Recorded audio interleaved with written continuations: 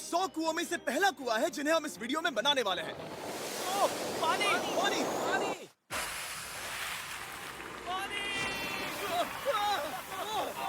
आपने अभी अभी केन्या के एक छोटे से गांव को पीने के पानी का अनलिमिटेड सप्लाई मिलते हुए देखा, वो भी सिर्फ 1 सेकंड में। अभी एक कुआं बना है और 99 बाकी है। आपको ये वीडियो बहुत पसंद आएगा। इन 100 कुओं को मिलाकर 5 लाख से ज्यादा लोगों को पीने का ताज़ा पानी मिलने वाला है। केन्या की इस साइट पर कुछ कुएं बनाने के बाद हम नाइरीरी स्कूल सिस्टम के साउथ में गए और कह सकते हैं कि उन्हें हमसे मिलकर बहुत खुशी हुई। क्या हाल है?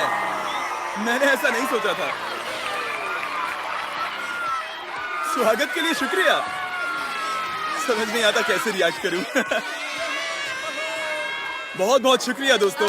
हमारे आने पर इस गांव ने हमारा जोरों से स्वागत किया और नोलन इसमें थोड़ा खो गया। नोलन जैसा अजीब इंसान मैंने कभी नहीं देखा और ये मेरी गलती नहीं है।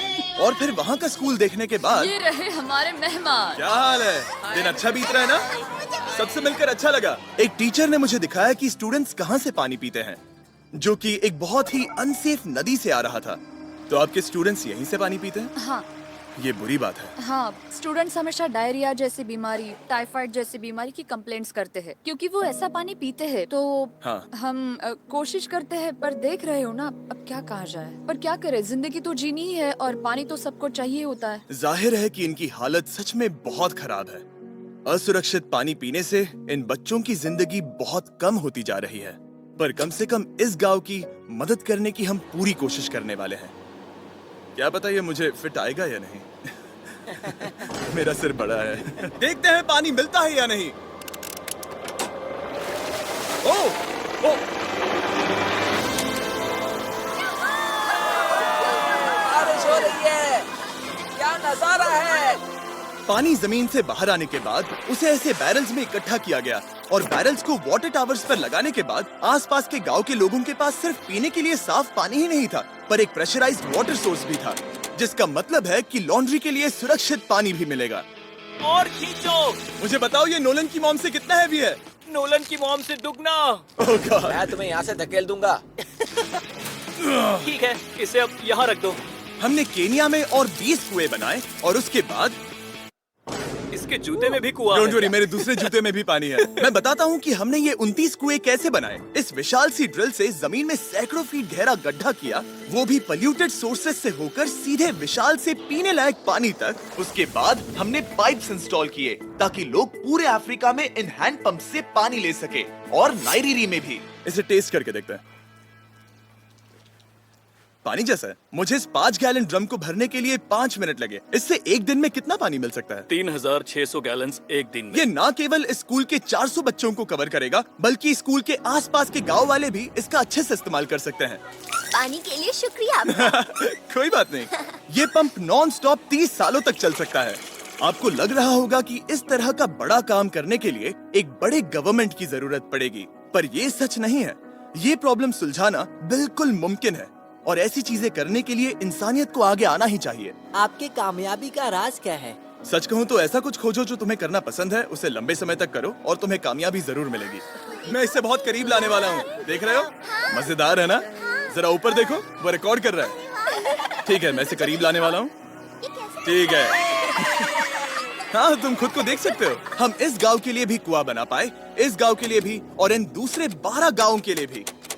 और जब हम ये पंप्स लगा रहे थे, तब हमने यहाँ के एक स्कूल को नए कंप्यूटर से अपग्रेड भी कर दिया। बच्चों को ये कैसा लगा? उन्हें शुक्रिया, सच उन्हें में ये बहुत पसंद पसंद आया। खुशी है कि सब ठीक से हो गया। हमने क्लासरूम्स में नया फर्नीचर भी लगाया, उसके साथ कुछ शेल्व्स नई बुक्स के साथ, और सभी स्टूडेंट्स को एक फुटबॉल भी दिया। थैंक यू मिस्टर बीस, थैंक यू। यहाँ तक कि सभी क्लासरूम्स में नए व्हाइट बोर्ड्स और प्रोजेक्टर्स भी लगाए। आप सबको ये प्रोजेक्टर पसंद आया?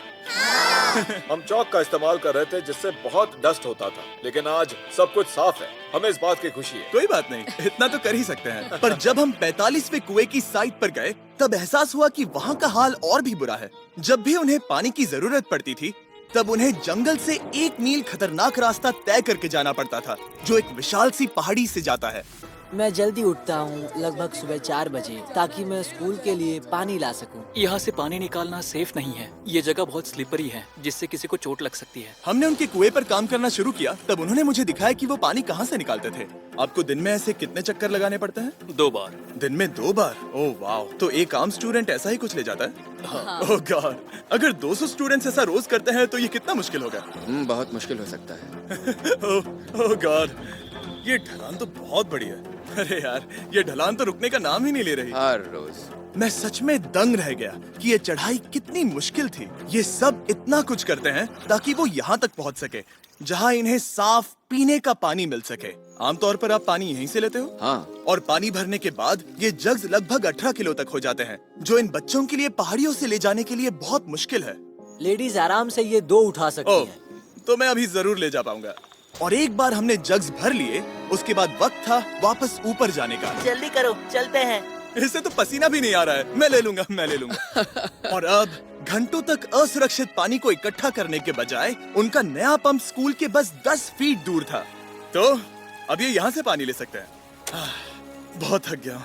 और फिर हम गए हमारे अगले गांव में, जहां हमने बनाया हमारा 46वां कुआं। पर हमें एक प्रॉब्लम से गुजरना पड़ा। हमने देखा कि ये गांव आधे से बटा हुआ है, वो भी इस खतरनाक सी नदी से। ये अभी इतनी खतरनाक नहीं लगेगी, पर जब बारिश का मौसम आता है, पानी ऊपर तक आकर इस पुल को पूरी तरह से निगल लेता है। और ये पुल इसलिए इतना जरूरी है क्योंकि वहाँ जो गांव है, वहीं पर सभी हॉस्पिटल्स और स्कूल्स हैं, इसलिए यहाँ से रोज गुजरना पड़ता है। ये खतरनाक है, लेकिन इस पुल के अलावा इनके पास और कोई ऑप्शन नहीं है। जब ये नदी उफान पर होती है तो ये किसी को भी बहा ले जाती है। लोग, स्टूडेंट्स, यहाँ तक कि जानवर भी। हाल ही में इस नदी को क्रॉस करने की कोशिश में हमने 3 लोगों को खो दिया। इस तरह किसी की जान जाना पागलपन है और हम इसे स्वीकार नहीं कर सकते। और जिस पल हमने इस बारे में सुना, तब हमें मदद करनी ही पड़ी। तो पंप तक जाने वाले पुल को जब हमने ठीक करना शुरू किया, तब हमने केनिया से 2000 मील दूर जिम्बाब्वे देश का भी सफर तय किया।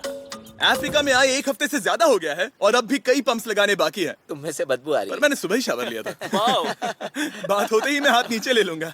इस काम के लिए मैं तुम दोनों पर भरोसा कर सकता हूँ? हाँ। हमें सबसे पहले एक लोकल हॉस्पिटल की जांच करनी थी, जहाँ साफ पानी की सख्त जरूरत थी।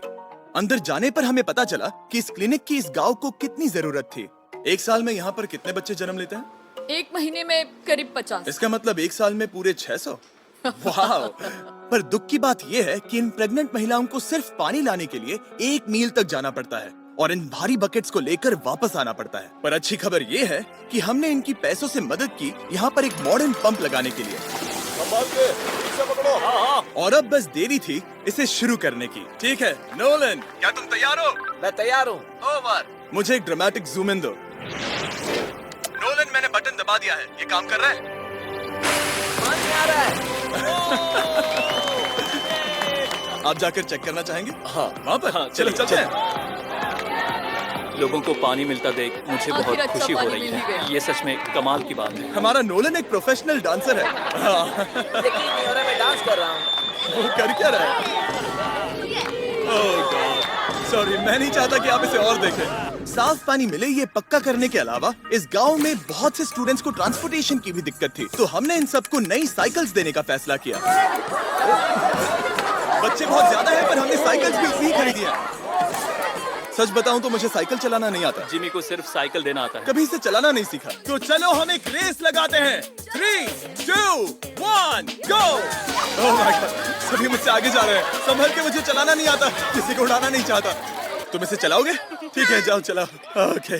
और इन्हें साइकिल्स देने के बाद हमने तब तक पंप्स लगाए जब तक हम पहुंच गए कुआं नंबर 69 तक। ये कुआं सोलर पावर्ड है, जो गांव के किसानों के लिए खास बनाया गया है, ताकि इनकी फसलों और जानवरों को जरूरत से ज्यादा पानी मिल सके। चाहे गर्मी हो या फिर बिजली ना हो, इससे कोई फर्क नहीं पड़ेगा। और एक पैनल है 200 वॉट्स का, जो एक पंप से जुदा है। ये पंप हर घंटे 5000 लीटर पानी खींच सकता है। बेसिकली ये अनलिमिटेड पानी का सोर्स है इस पूरे गाँव के लिए।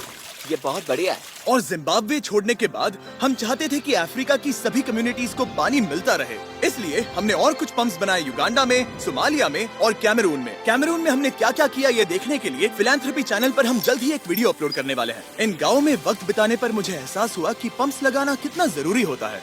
कैसे ये खेती को पानी देते हैं, भूखे का पेट भरते हैं, कैसे ये हॉस्पिटल्स को साफ सुथरा रखते हैं, और सबसे जरूरी कैसे ये आने वाले पीढ़ी के बच्चों के लिए लंबी और हेल्दी जिंदगी जीने में मदद करते हैं, और इससे कम्युनिटीज का भविष्य भी सेफ हम होता है। बहुत समय से इंतजार कर रहे हैं साफ पानी के लिए। Water is life. और कुछ लोकल लोगों की मदद से हमने आखिरकार ये पुल पूरा कर ही लिया, जिसे ये कम्युनिटी अगले 100 सालों तक इस्तेमाल कर सकती है। कई जिंदगियां बचेगी, परिवार एक साथ आएंगे, परेशानियां चली जाएंगी। इस वीडियो में हमने जो 100 पंप्स लगाए हैं वो कई जिंदगियां बदल देंगी, पर ये काफी नहीं है। इसीलिए मैं चाहता हूं कि आप जाने से पहले beachphilanthropy.org/wells पर जाएं और मुमकिन हो तो पैसे डोनेट करें। मैं सच कह रहा हूं, हमें इस वीडियो से एक पैसे का भी फायदा नहीं हो रहा है। इस वीडियो से जितने भी पैसे आएंगे वो 100% इन पंप्स को बनाने में खर्च होंगे, वो भी पूरी दुनिया में। पता ही अजीब है कि एक यूट्यूबर को ये सब करना पड़ रहा है, पर किसी को तो करना ही होगा। अगर कोई नहीं करेगा तो हम ये करेंगे ही। आप देख सकते हैं इस काम से कई कम्युनिटीज की जिंदगियां बदल रही हैं। और फाइनली 100वां पंप। ओह माय गॉड, मुझे माफ करना। Mr. Bean.